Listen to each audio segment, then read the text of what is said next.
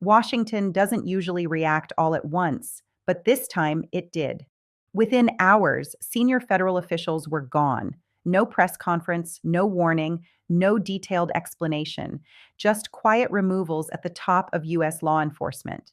According to multiple reports, the order came from the highest level. Donald Trump, serving as President of the United States, reportedly authorized the dismissal of key Border Patrol and federal security leaders. The public explanation was brief. Operational disagreements, national security concerns, nothing more.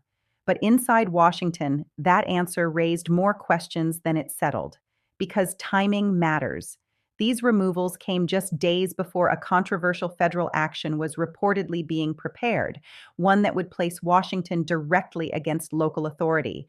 Analysts immediately focused on what came next: emergency federal powers, rapid coordination, and a city already under intense national attention: Minneapolis. The location alone made the situation explosive. Federal intervention in a major U.S. city carries serious legal and political consequences. It requires clear authority, clear justification, and usually clear notice. None of that had been made public. According to legal experts quoted at the time, removing senior enforcement officials ahead of such a move would be unusual, not illegal by itself, but deliberate, a way to eliminate resistance inside the chain of command. That's when concern began to spread. Because when leadership changes happen quietly, when authority is centralized rapidly, and when transparency disappears, analysts stop asking what is happening. They start asking why. At this stage, no court had ruled, no charges had been filed, and no official declaration had been issued. But one conclusion was already forming: this wasn't routine management. It looked like preparation for a federal action that would test the limits of presidential power and force the country to confront how far that power could go. Once the firings became public, attention shifted quickly to a single question: what legal authority could justify what was being prepared? Because federal power inside the United States is not unlimited, even during unrest, even during emergencies. According to legal analysts, any move to override local control requires a very specific justification, either an explicit request from state leadership or the invocation of federal emergency statutes that are rarely used and closely scrutinized. At the center of this discussion was the Insurrection Act, an obscure but powerful law that allows the President of the United States to deploy federal forces domestically under extreme circumstances. Historically, it has been used sparingly, often with advance notice, and almost always with public explanation. That was not happening here. According to reporting at the time, no formal proclamation had been issued. No clear statute had been cited publicly, and no legal framework had been outlined for how authority would shift. Yet internal preparations were reportedly underway. Legal scholars pointed out something critical. The Insurrection Act does not automatically grant unlimited power. Its use depends heavily on context, justification, and proportionality. And without transparency, each of those elements becomes questionable. This is where Minneapolis returned to the center of the conversation. Federal intervention there would not just be symbolic, it would set a precedent. According to constitutional experts, using emergency authority in a politically charged environment risks crossing from enforcement into control. And control is where legal boundaries tighten. Several former DOJ officials interviewed by the press warned that invoking emergency powers without clear documentation invites judicial scrutiny. Courts do not simply defer to urgency. They examine intent, process, and necessity, which raised an uncomfortable possibility. If the legal authority being discussed was weak, unclear, or deliberately left vague, then the personnel changes in Part 1 began to look less like routine management and more like preparation to avoid internal resistance. At this stage, no court challenge had yet been filed, no ruling had been made, and no final action had been announced. But the legal ground beneath the administration appeared unstable, and when authority rests on unstable ground, every subsequent move carries risk. Up to this point, the debate had been largely theoretical. Legal scholars, former officials, constitutional experts. But once preparations reportedly moved beyond internal discussions, the consequences became tangible. According to reporting at the time, federal resources began shifting, coordination increased, and communication between agencies tightened. None of this was announced publicly, but for officials on the ground, the signals were clear. Something was changing. Local leaders in Minneapolis expressed concern that federal authority was being positioned above state and municipal control. Quiet briefings were held, emergency plans were reviewed, and contingency scenarios were discussed behind closed doors. This is where the situation crossed an important threshold. Because once federal power is prepared for domestic deployment, the issue is no longer abstract. It becomes operational. According to analysts, even the appearance of imminent federal intervention can alter behavior. Local officials hesitate, chain of command decisions shift, and uncertainty spreads through institutions designed to operate independently. That uncertainty was amplified by silence. No clear legal justification had been issued, no timeline was explained, and no limits were publicly defined. Former DOJ officials interviewed by the press noted that ambiguity itself can function as pressure.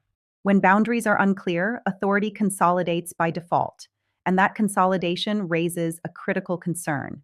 If emergency power is being prepared without transparency, and if internal resistance has already been removed, then oversight becomes reactive rather than preventive. At this stage, no final action had yet occurred. No formal deployment had been announced, and no court challenge had been filed, but the implications were already being felt. Because the question was no longer whether the president had the authority to act. It was whether anyone could clearly define where that authority stopped.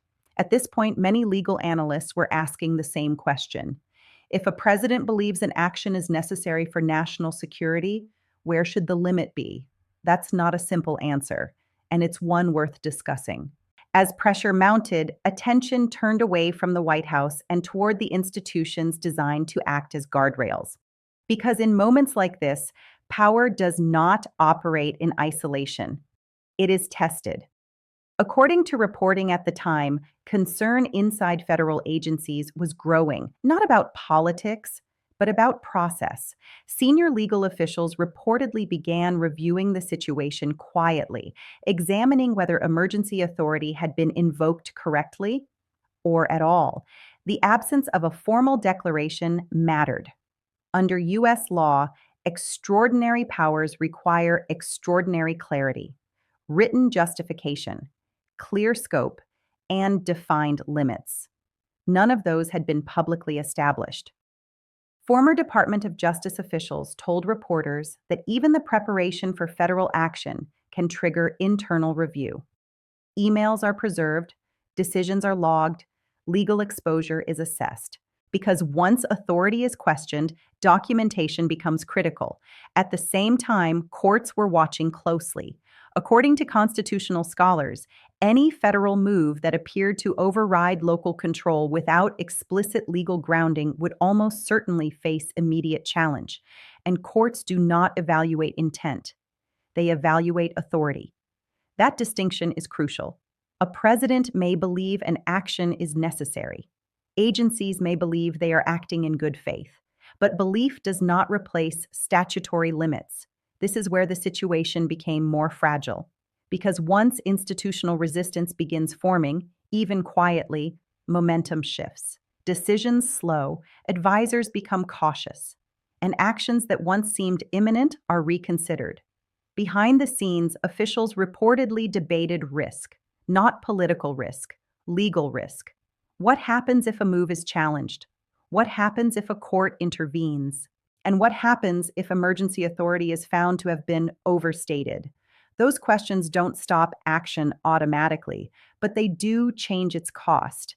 By this stage, the lack of transparency was no longer just a political issue. It was a liability, and that liability began influencing behavior across the system. What started as a question of federal power had evolved into something else, a test of whether institutions would hold not against a person, but against uncertainty. In the end, no single announcement defined this moment. What defined it was restraint, despite the pressure, despite the preparation, and despite the uncertainty surrounding authority. The system did not move forward in the way many had feared.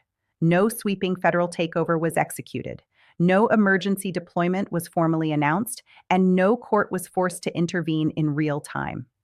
Instead, the situation slowed.